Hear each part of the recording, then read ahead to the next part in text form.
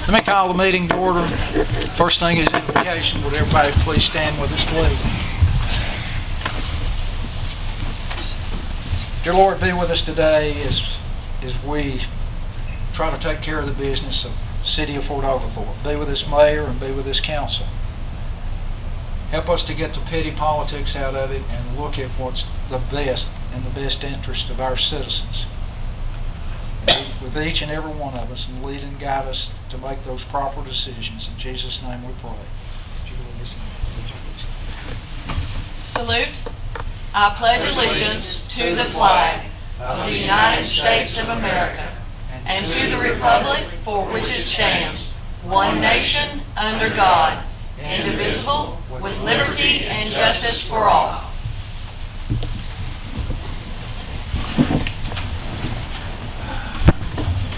Next item on the agenda, the minutes of the council meeting of August 10th, 2015, and a special called council meeting of August the 20th, 2015. As members of council have had an opportunity to read those, is there a motion to approve? Make a motion. Motion by Mr. Smith to approve. Second. Second by Mr. Crawford. Any further discussion? All those in favor say aye. Aye. Motion carried unanimous. Next item on the agenda, communications from the mayor. It's election time, and this is a business meeting and it's not a political meeting. So we're going to take care of business of the city, and I welcome everybody here. And hopefully I'll get introduced to you after the meeting. I hadn't met you yet. But anyway, as we go through the city and we take care of talking to citizens and whatever, you run into some things and some problems that you don't realize that are here. And sometimes we as elected officials take care of business without communicating with the citizens on a regular basis. There is no heavy traffic, commercial traffic through Chickamauga Battlefield. There is a sign that says that, but it's right when you go into the park.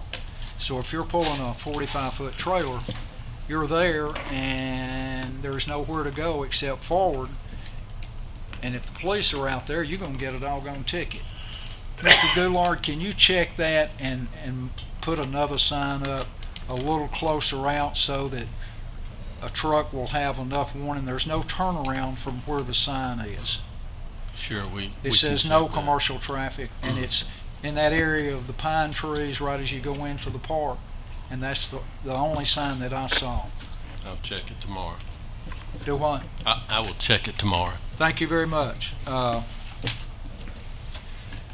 We also have another situation is you come up Cloud Springs Road and you're turning over to Patterson Avenue, which is now a straight shot down to Fant Drive. It's a shortcut, and it goes up to 27 Highway also.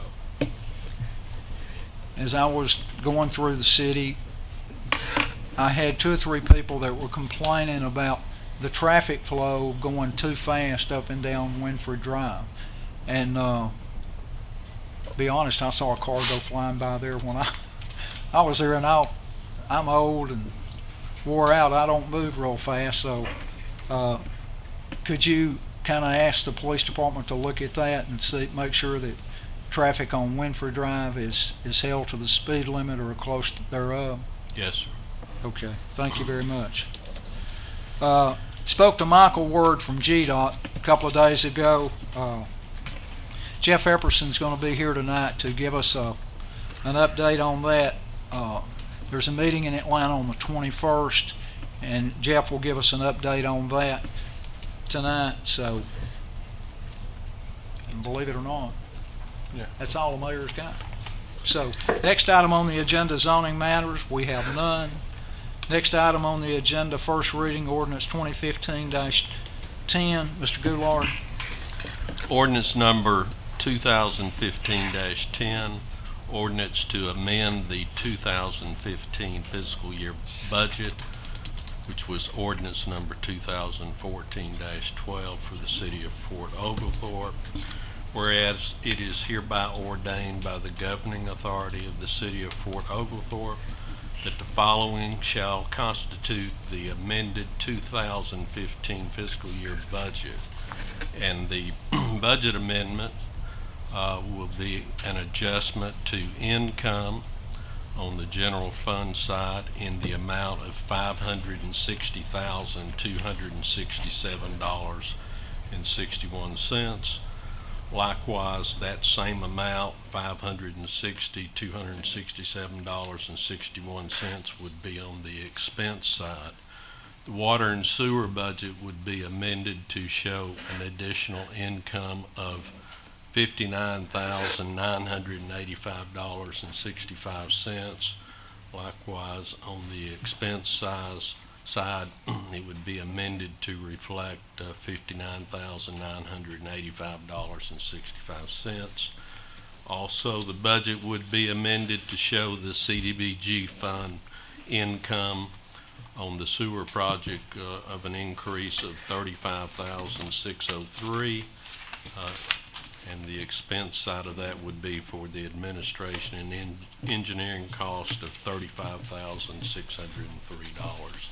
That's the first reading of the amended 2015. There'll be 3 readings of that ordinance.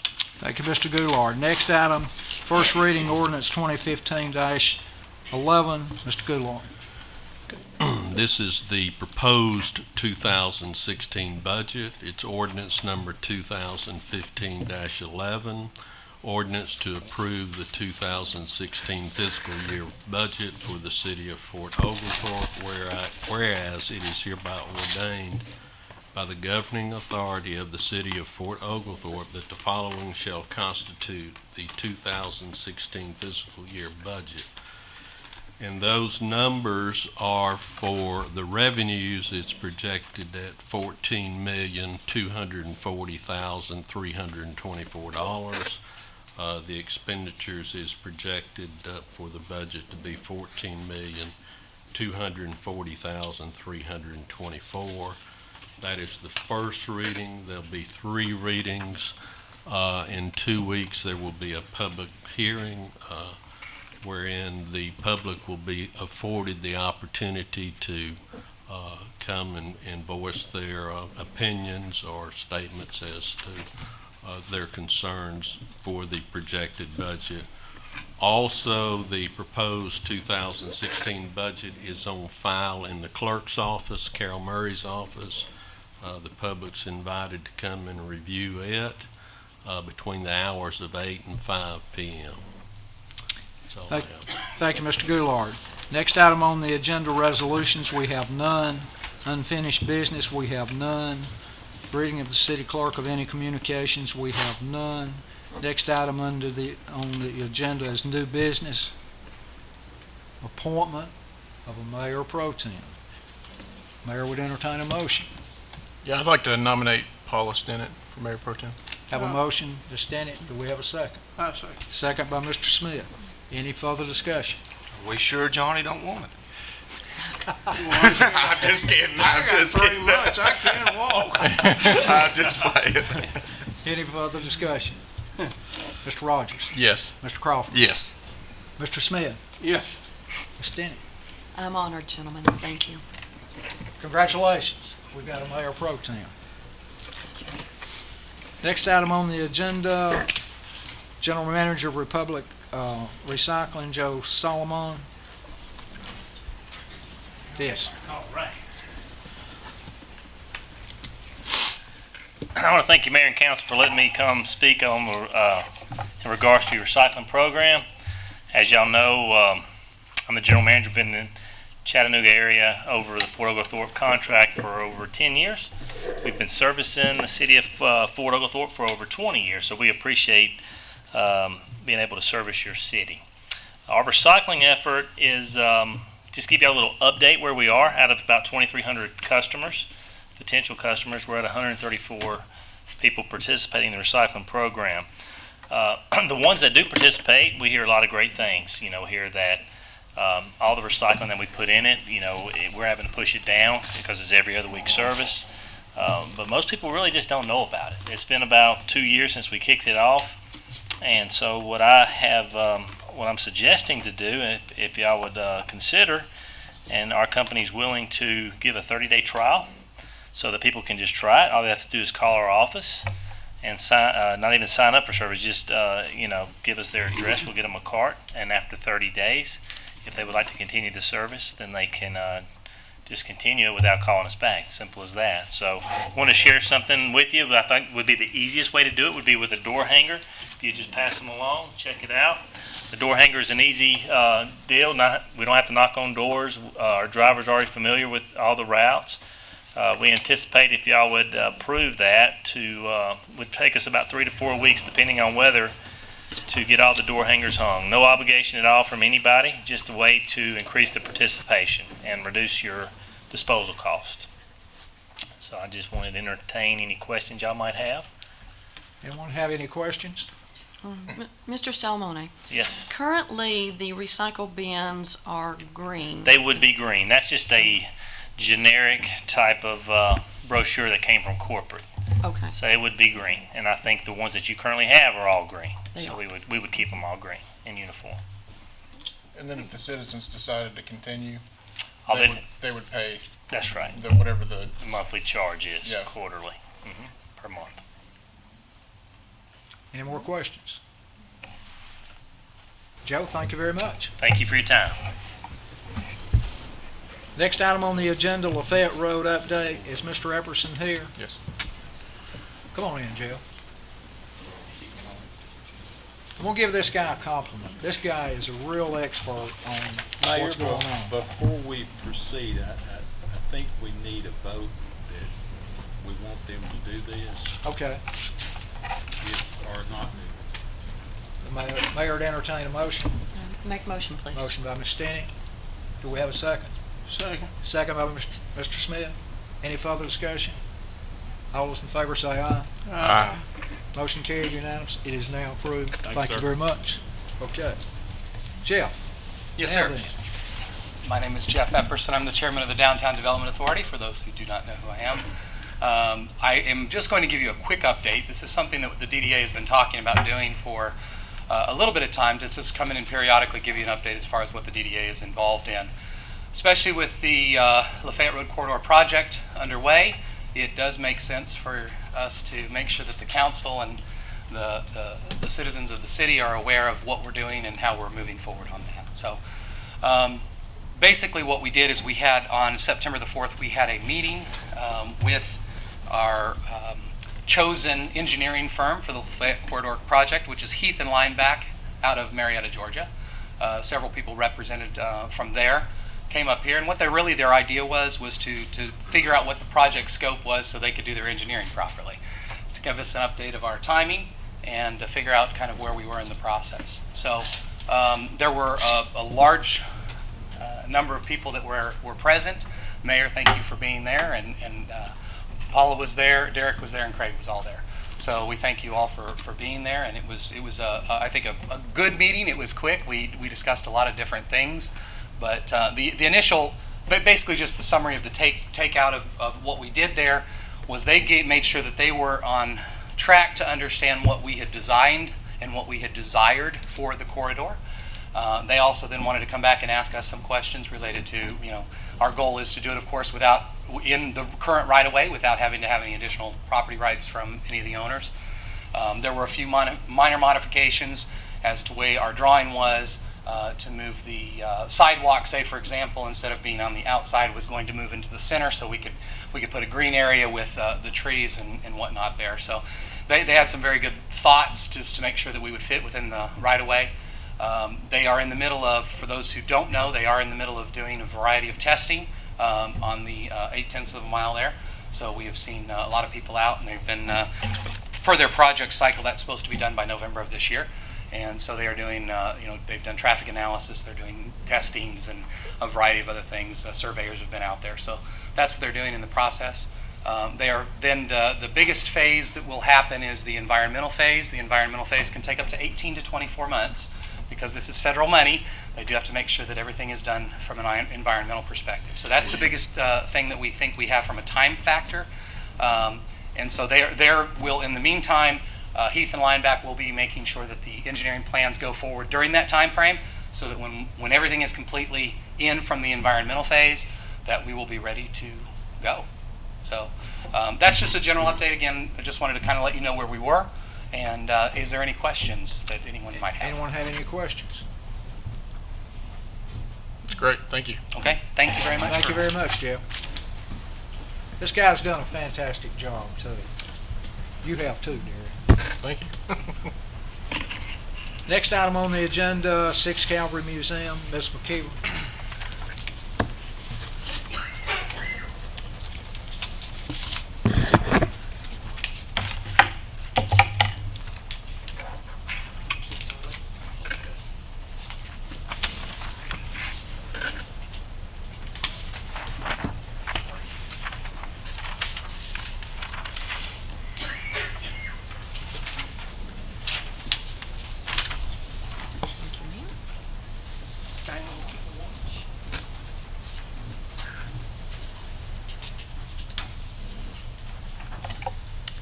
I'm Chris McKeever, the Executive Director of the 6th Cavalry Museum, and I did want to come before the City Council today to update you on many things that are going on for the museum. First and foremost, everything's listed on your sheet because it's so much easier to refer back to make sure that you heard things that were being said correctly.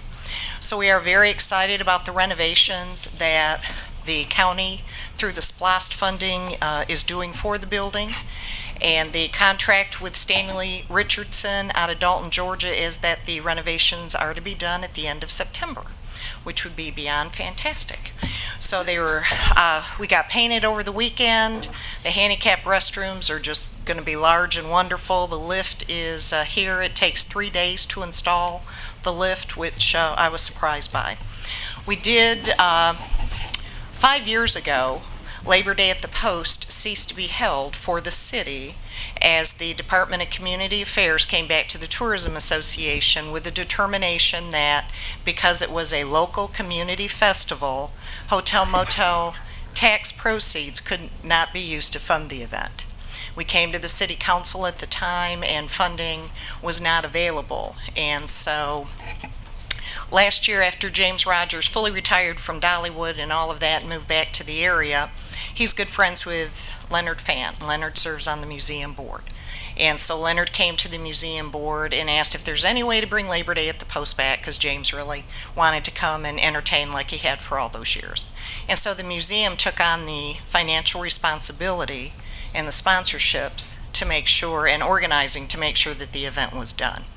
And so as the museum is a nonprofit 501c3, we are not allowed to engage in any political activity.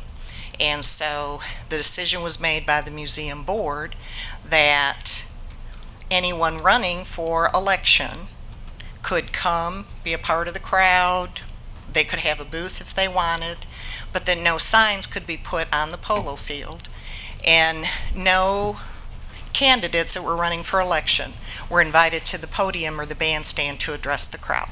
And so I've fully explained that here. We also will be having Vintage Baseball has just wrapped up. Our Lightfoot team, they won the first round in the tournament. They got beat in the second, but they at least got to the second round. Vintage Baseball will start again May the 7th of 2016.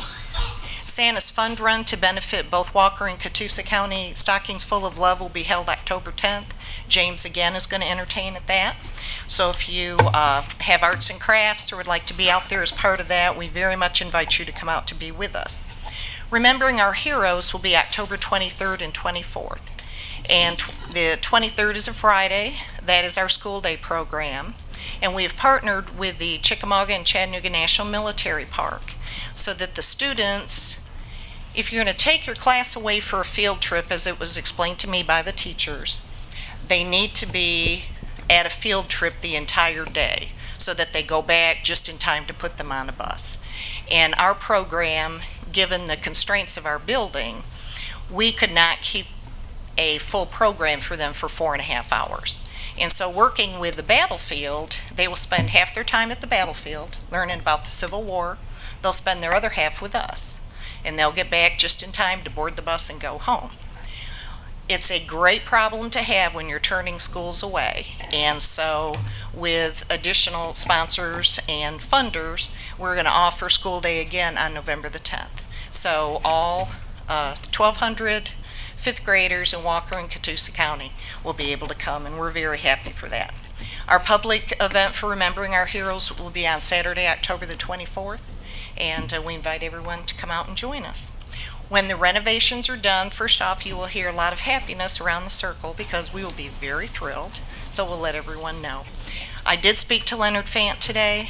Leonard had been the MC for Labor Day at the Post for years and years, and his health has put him in the hospital of late, and he was not able to be with us. So on Thursday, I called Paula and asked her if she would be our Master of Ceremonies, and she graciously said yes, and you did a wonderful job. Leonard was very happy to hear about that, and I told him that we'd get pictures to him because he wasn't able to join us. Do y'all have any questions? Anyone have any questions? Thank you very much. Thank you, Mr. McKee.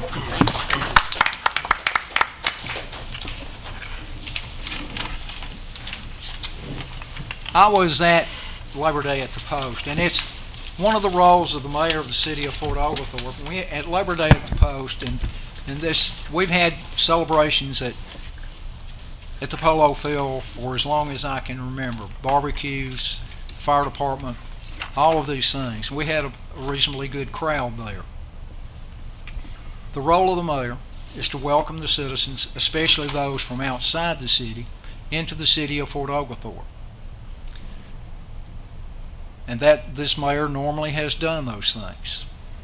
Wasn't available last year, but he was available this year. This mayor went to the podium to welcome the citizens from outside the city. He was told that he couldn't do it. The mayor said, that's the role of the mayor, and the mayor is going to do so. At that point in time, the mic was turned off, so the mayor could not address the citizens from outside the city and welcome them to our beautiful city. At that point in time, the mayor went down off the podium and personally went around and welcomed each person, each vendor that operated a booth on the polo field, and expressed hope that they'd sell a lot of goods and make a lot of money for themselves because they did invest monies to do so. I received a letter, and I don't have a clue who this letter's from an individual, and this is the envelope that it came in. It's got a Chattanooga postmark on it, and it came in the mail a couple of days ago, and I'm going to read this letter. It says, Labor Day at the Post was revived this year, and we had a great crowd. A lot of vendors and families came out to enjoy the music and fun. The mayor tried to welcome the citizens of Fort Oglethorpe as he always does at public events, but unfortunately the sound system was ordered shut down and he was unable to do that. So I'll take this opportunity to say that I hope everyone had a great time, and I'm sorry the citizens had to witness that little scene. I hope it didn't put a damper on anyone's fun, and I hope it didn't either. And I did go around and talk to each of the vendors and wish them well, and I was caught off guard. I think Ms. Stennett was caught off guard. It's the role of the mayor, whether you like this mayor or you don't like this mayor, it's the role of the mayor to make the citizens that come into our city feel welcome and loved, and let them, especially if they're coming in from out of town, spend their money and go home broke, and help our local businesses grow and prosper. And that's one of the things that has helped our city grow and prosper, is that we've had a friendly attitude to businesses and the citizens that come in our city. If citizens come in our city and they do not feel welcome and they do not feel needed and wanted, anybody will take their money, and we need to get it in the city of Fort Oglethorpe. Enough said. Next item on the agenda, City Manager's Report. Mr. Goulard. The only thing I have to report that's not already been reported here tonight is that we have closed the pool, and again this year it's the money that was made or the revenues exceeded the expenses. Can you speak up a little? Sure. I'm I deaf. said, the only thing I have to report tonight that's not previously been reported is that we have officially closed the pool for the season. It has been a success.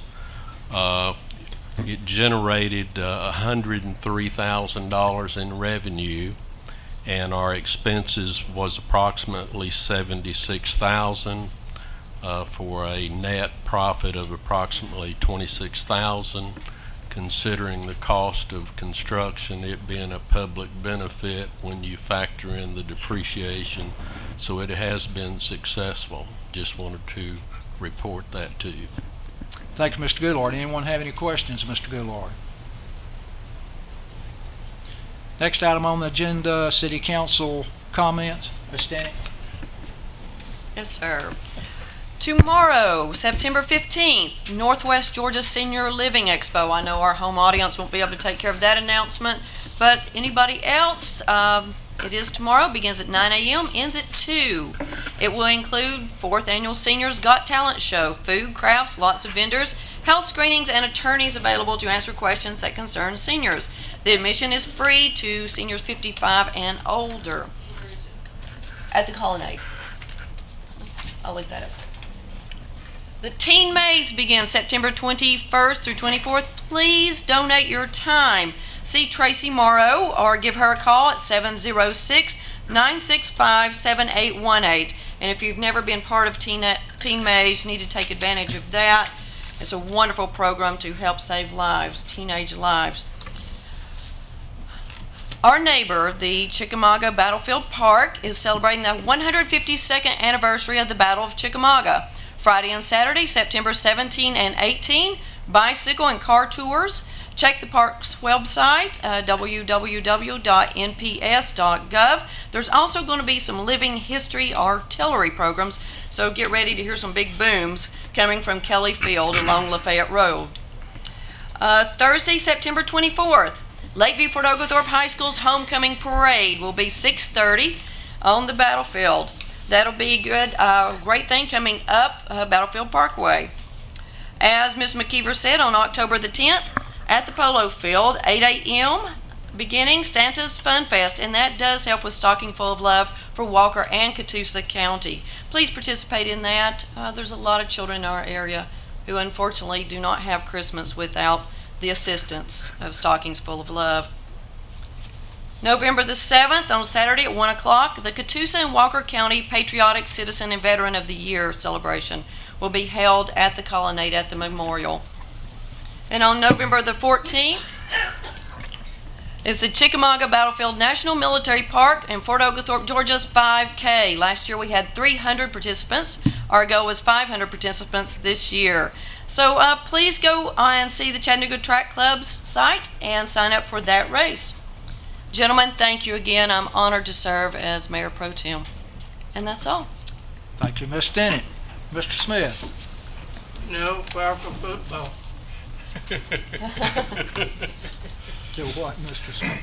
Falcon football. Oh, you want to go watch Falcon football? Yeah, I do. Is that it then? That's it. Okay. Mr. Rogers? I don't have anything, Mayor. Thank you. Okay. Mr. Crawford? Yeah, all I'd like to say is I know at the end of the month, past month in August, a lot of you, everybody was aware, we lost one of our founding fathers of the city, Mark Fletcher. He was a pillar of our community, and I was unfortunate I was out of town during that, during all that, and wasn't able to pay my respects, but I just wanted to just say how sad it was to lose him. I know we've had great people that come through this community and start things. I know Miss Winston's her husband. He spent many time up here on this council. We've had the Honeycutts, the Archers, the Fletchers, and I know I'm missing people, but if it wasn't for them, this city wouldn't be where we're at. And just want to remember those people that come before us and laid the groundwork. And as Bush Jones said, brick by brick, and that's how they built. They built this city, and just honored. And also, congratulations, Derek. Thank you. for another 4-year term. So just wanted to, Not opposed. Yeah, It's- I'm gonna break down and. that's it. Thank you, Mr. Crawford. Next item, citizens petitions. Is Rachel Mann here?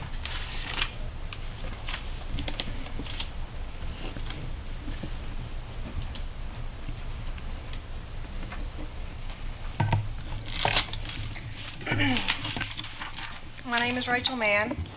I'm a proud resident of Fort Oglethorpe. Could you please speak into Oh. the, Sorry, is that better? that's better. Okay. My name is Rachel Mann. I'm a resident of Fort Oglethorpe. And I'm sorry I have to be here today, and I appreciate you listening to me. I'm not a public speaker, so I will try not to ramble and interrupt football any longer than I have to. On August the 15th, two of my daughters took my grandson down to the pool. That day, the pool should have been open from 12 to 6. They had gone the day before to the pool, and they were told that the pool was closed, only open on Saturday and Sunday. So they went down on Saturday. They got there approximately 2:45, and they were told that the pool was going to close at 3 p.m. When asked why the pool was closing, it was not raining that day. It was cloudy, but it was not raining or no lightning or thunder or anything. They were told it was closing because there were not enough people there. And they could see people inside the pool, but they were told those people were going to be asked to leave at 3. They were told that they could swim for 15 minutes, but they would have to leave. My grandson is 8, so that really wasn't an option to let him swim for 15 minutes and then tell him he has to go home. When they came home and told me this, I went back down to the pool and spoke to the lady who was over the desk, or the, works the entryway at the gate. And she told me basically the same thing, that she was closing the pool at 3 p.m., that she had called her boss, and her boss advised her to close the pool at 3 because there weren't enough people there. So she told me that we could come back Sunday, but we could not because of family obligations. We weren't able to come back on Sunday just because of scheduling. So Monday I called Mayor Long, and he did listen to me, and he was not aware that the pool had been closed during normal operating hours. He asked me why it had been closed, if it had been closed for a health reason or a safety reason. I advised him no. I was told that the pool was closed because there weren't enough people there. So he told me that he would have Ron Goulart call me, and we would try to get the questions answered. And my whole point of this is I was not angry at the pool employees at all. I understand they were just doing what they were told to do. But I just had questions. Why was the pool closed? Is there a policy in place governing why the pool is to be closed during normal operating hours?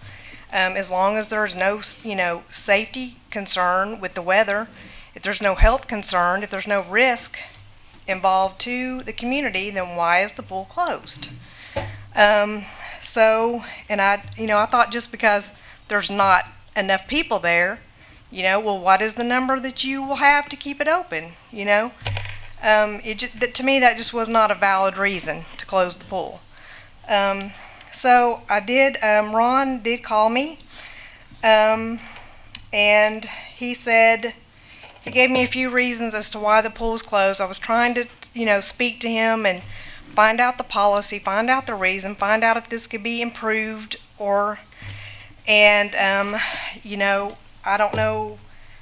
He gave me several reasons why the pool was closed. He said it was because of the weather, and I advised him that it shouldn't have been the weather because it was not raining, it was not lightning, it wasn't storming, it was just a little overcast. He told me that he was at the lake that day and that it was raining at the lake, so the pool probably never should have been open that day. So that was reason number 1. Reason number 2 was that by the time I'd got there, they had already decided to close the pool. To me, that was not a valid reason either.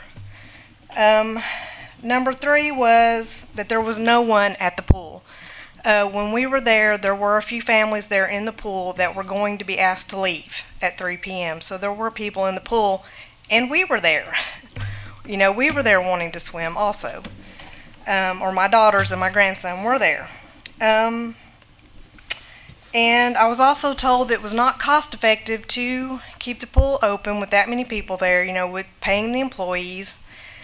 And to me, that wasn't, I'm not an economist or a financial person, but that didn't make sense to me either, because there is an operating budget, I'm sure. And, on days I've been at the pool when it's been so crowded, you can't even find a place to sit, a chair to sit in. So I know that the revenues from those busy days should be enough to cover for the slow days. And the family should be allowed to swim. I'm sorry. Okay. You want to just briefly? Well, I just, I'm sorry I had to be here to get my questions answered. I hope that the council can look into this matter and address it and, put some policies in place, put some guidelines in place that the employees know how to follow it, and that the community can, count on when that sign is posted up on the gate that, that we can go and the pool will be open. Okay, thank you. Thank you. Thank you, Ms. Mann. Next item on the agenda, Sonny Winston, Sewers and Streets. Ms. Winston.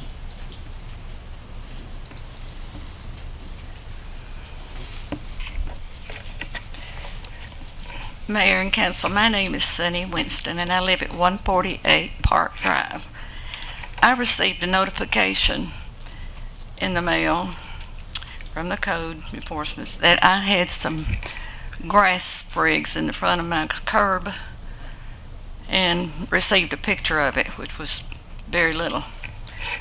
So I've never been cited, or had a notification for anything. I have a yard man that cuts my grass. I watch him blow the curb, and this really upset me.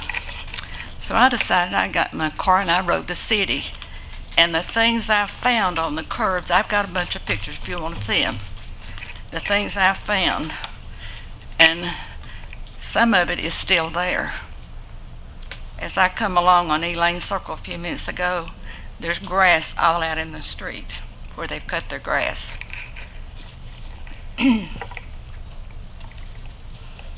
First of all, we have a street sweeper that's inoperable. Why? Did the council not vote to increase the city manager's allowance to $5,000? Where is these funds being used? Maybe the codes officer ought to go over and check the weeds growing up around the sweeper. In the city's advertisement in the Mint magazine, it's indicated all residents are responsible for keeping storm drains and curbs clean. If this is true, then what's the road department's job? Well, I'm here to tell you, I'm not getting out and sweeping curbs. I have a back problem. I get everybody when the wind blows. I get other people's. And if you can tell me how to stop the wind from blowing, I'd like to know.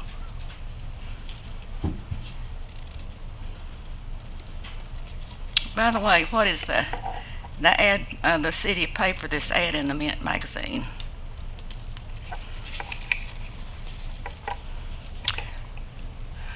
Another thing, it was said that the sweeper was seen on Lafayette Road, but my understanding that was another city that came and swept our streets.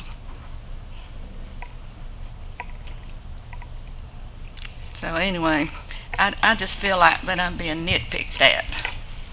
With all across the street from me, the grass is cut today, but it was, if I'd walked through it, it'd been up to my knees. And rubbish all in the gutters there. Where does that go when it rains? It comes right to the drain between me and Miss Bogdanny. There's only one drain on that catches all that hill. And I've got a bunch of pictures that I made if you want to see them. Thank you. Thank you, Ms. Winston. Mr. Stoltz, is there anything for executive session? No, Your Honor. Johnny, is there a motion to adjourn? There is a motion. Is there a second? Second. All those in favor say aye. Aye. Motion carried unanimous. This meeting is adjourned.